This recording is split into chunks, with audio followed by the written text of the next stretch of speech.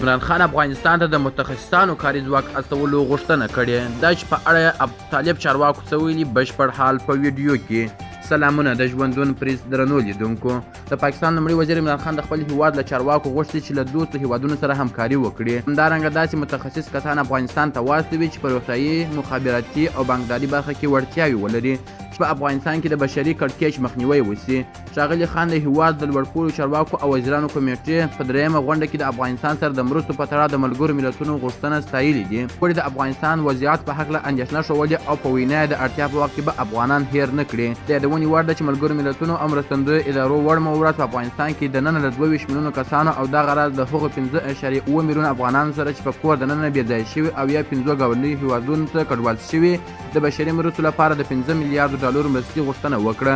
ملګري ملتونه وایي افغانان اوس مهال له یوه داسې بحران سره مخامخ دي چې په خورا چټکۍ سره په پراخېدو دی.